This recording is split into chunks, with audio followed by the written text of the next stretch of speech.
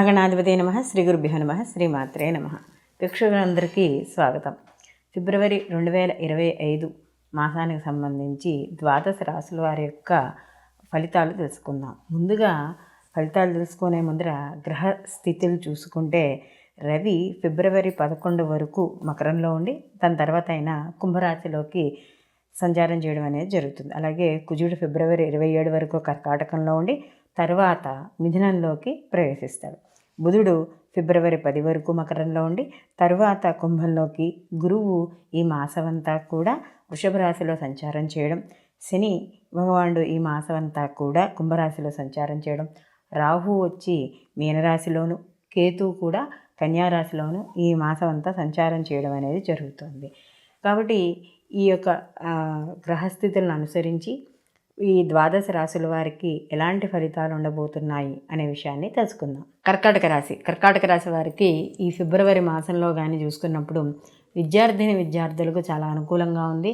వీళ్ళు ఏవైతే కోర్సుల కోసం ప్రయత్నిస్తున్నారో లేదా ఏదైనా కోర్సులు చేశారో వాటిలో మంచి ఉత్తీర్ణత సాధిస్తారు. విదేశీ విద్య, దూర విద్య కోసం చేసే ప్రయత్నాలు ఫలిస్తాయి. అలాగే విద్యార్థి వాళ్ళ స్కాలర్షిప్ల కోసం కానీ బ్యాంకులో లోన్ల కోసం కానీ అప్లై చేస్తుంటే అవి కూడా అనుకూలమైన ఫలితాలు ఇవ్వడం అనేది జరుగుతుంది. అలాగే కర్కాటక రాశి వాళ్ళకి ముఖ్యంగా చూసుకున్నప్పుడు ఈ మాసంలో చాలా మటుకు అనుకూలమైన ఫలితాలే గోచరించడం అనేది జరుగుతుంది. అలాగే వీళ్ళు కుటుంబ సభ్యులతోనూ అలాగే భార్య, భర్త, పిల్లలు ఇలా వాళ్ళ సోదర వర్గంలోని వాళ్ళతో ఆనందంగా కాలం గడపడానికి ప్రయత్నిస్తారు. అలాగే దూర ప్రయాణాలు, తీర్థయాత్రలు లేదా విహారయాత్రలు చేసే అవకాశం ఎక్కువగా కనబడుతోంది.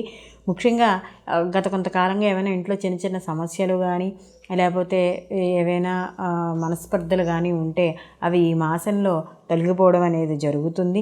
అలాగే నూతన వస్త్ర ప్రాప్తి, అలాగే ఆభరణ ప్రాప్తి కూడా కలుగుతుంది.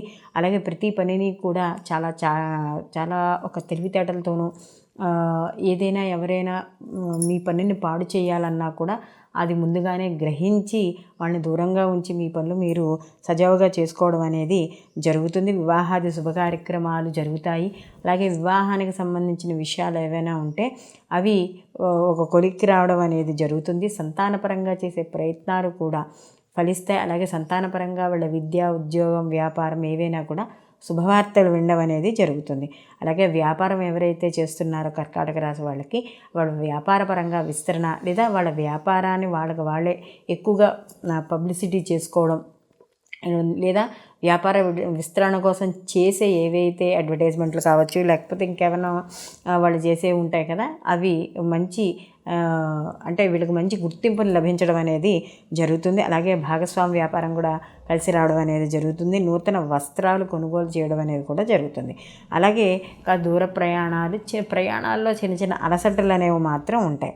అలాగే మీరు చేసే ఏదైతే ఉద్యోగాలు, వ్యాపారాలు వాటిల్లో ఉన్నాయో వాటిల్లో నూతన పరిచయాలు అవ్వడం అనేది జరుగుతుంది. ఈ నూతన పరిచయాలు కూడా కొంత లాభం చేకూరుస్తాయి.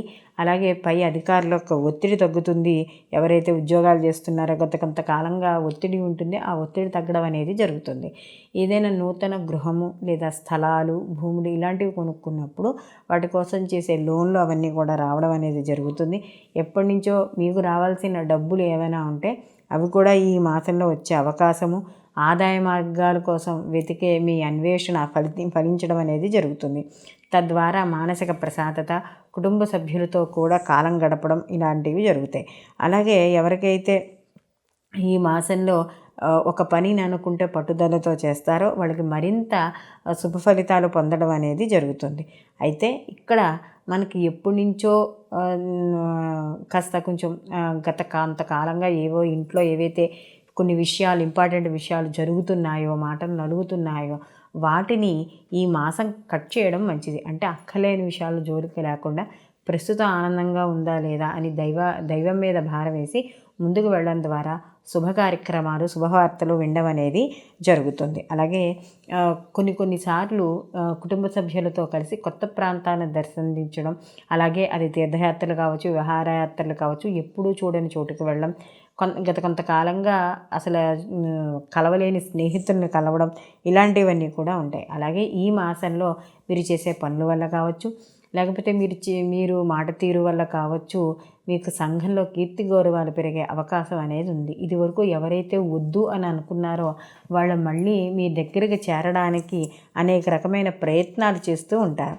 ఈ మాసంలో వీళ్ళకి, ఈ కర్కాటక రాశి వాళ్ళకి ఎవరైతే స్త్రీలు ఉన్నారో వాళ్ళు ఉద్యోగ వ్యాపారాలు కావచ్చు, ప్రైవేట్ ఉద్యోగం కావచ్చు, గవర్నమెంట్ ఉద్యోగం కావచ్చు, ఏదైనా సరే స్త్రీలకు సంబంధించిన ఉద్యోగాలలో వాళ్ళకి అనుకూలత, పై అధికారుల యొక్క మన్ననలు పొందడం అనేది జరుగుతుంది. మొత్తం మీద ఈ రాశి వాళ్ళకి చూసుకున్నప్పుడు చాలా విషయాలలో అనుకూలంగానే ఉంది.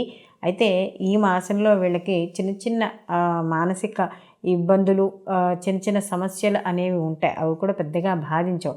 అయితే ఈ మాసం అంతా కూడా మాఘమాసం కాబట్టి ఈ మాఘమాసం ఉదయాన్నే ప్రతిరోజు కూడా ఒక దీక్షగా పెట్టుకుని సూర్యోదయ పూర్వమే లేచి స్నానం, అంటే దగ్గరలో ఉన్న నదికి కానీ లేదా తటాకాల్లో కానీ, చివరికి బావిలో కానీ లేకపోతే పై ట్యాంక్లో నీళ్ళైనా సరే, ఏవైనా సరే ఇక్కడ ప్రతిరోజు కూడా సూర్యోదయానికి పూర్వమే స్నానం చేసి సూర్యభగవానుడి యొక్క ఆరాధన చేయడం ద్వారా వీళ్ళకి అనేక రకమైన మంచి ఫలితాలు పొందడం, అలాగే ఏవైనా అడ్డంకులు అలాంటివి ఉన్నాయి కూడా ఈ మాసంలో తొలగడం అనేది జరుగుతుంది. కాబట్టి సూర్య ఆరాధన వల్ల ఆరోగ్యము, అలాగే ఆర్థిక పరిస్థితి, జ్ఞానము ఇవన్నీ కూడా సంపాదించుకోవడం అనేది జరుగుతుంది.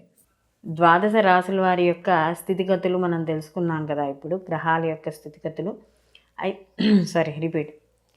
ద్వాదశ రాశుల వారి యొక్క ఫలితాలు మనం ఇప్పుడు తెలుసుకున్నాం. అయితే ఇక్కడ ఈ యొక్క రాశి ఫలితాలు మనం తెలుసుకున్నప్పుడు ఇది కేవలం గోచార ఫలితాలుగానే మనం చెప్పుకోవాలి.